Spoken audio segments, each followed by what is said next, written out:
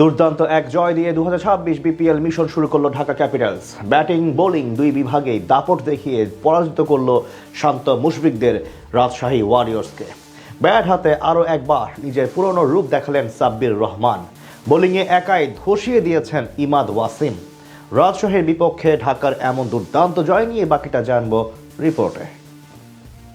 আগের ম্যাচে 190 run chase করে জয় পাওয়া দলটা আজ 150 রানই করতে পারেনি। সিলেটে যেন পুরোপুরি ইউটার্ন করে রাজশাহী ওয়ারিয়র্স। লাক্কাতুরায় এদিন টস জিতে আগে বল করার সিদ্ধান্ত নেয় ঢাকা ক্যাপিটালস। বিপরীতে ব্যাট করতে নেমে শুরুতেই ধাক্কা খায় রাজশাহী ওয়ারিয়র্স। ইনিংসের প্রথম বলে ইমাদ ওয়াসিমের স্পিন সামলাতে গিয়ে স্টাম্পিং এর শিকার হয়ে সাজঘরে ফিরে যান সাহিবজাদা ফারহান। সেই ধাক্কা অবশ্য দ্রুত সামলে নেন অধিনায়ক নাজমুল হোসেন শান্ত এবং তানজিদ তামিম। তৃতীয় ওভারে নাসির হোসেনের উপর চড়াও হন এই দুজন। এক ছক্কা সহ মোট 3 বাউন্ডারির সাহায্যে সেই ওভারে আনেন 16 রান। সেট হয়েও ইনিংস লম্বা করতে পারেননি তানজিদ তামিম। পঞ্চম ওভারে নাসিরকে টানা 3 বাউন্ডারি হাঁকাতে গিয়ে ওসমান খানের হাতে ধরা পড়েন 15 বলে 20 রান করা এই ব্যাটার। তবে অন্য প্রান্ত দিয়ে আগ্রাসী মেজাজে ব্যাট চালাতে থাকেন নাজমুল হোসেন শান্ত। পাওয়ার প্লেতে জোড়া উইকেট হারিয়ে 52 রান তোলে রাজশাহী।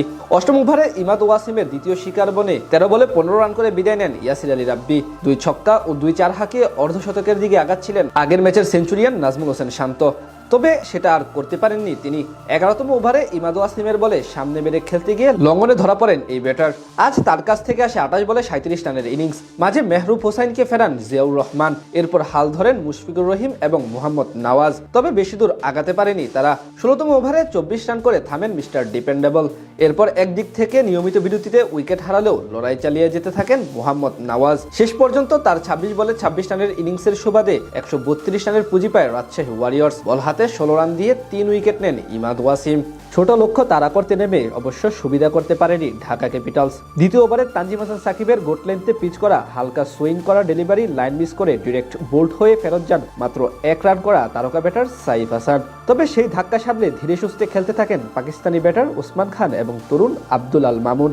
চতুর্থ ওভারে সাকিব দিয়ে যান 12 রান। ষষ্ঠ ওভারে 18 রান করা ওসমান খানকে আউট করেন তার স্বদেশী মোহাম্মদ নওয়াজ। পাওয়ার প্লেতে 43 রান জমা হয় ঢাকার স্কোরবোর্ডে। এরপর অধিনায়ক মিথুনকে নিয়ে বেশ ভালোভাবেই আগাচ্ছিলেন মামুন। সিঙ্গেল এবং ডাবলে ভরসা করে আগাচ্ছিল তারা। তবে ব্যক্তিগত 12 রানের মাথায় বড় শট খেলতে গিয়ে ক্যাচ আউট হন মিথুন। শেষ 10 ওভারে তাদের দরকার ছিল 66 রান।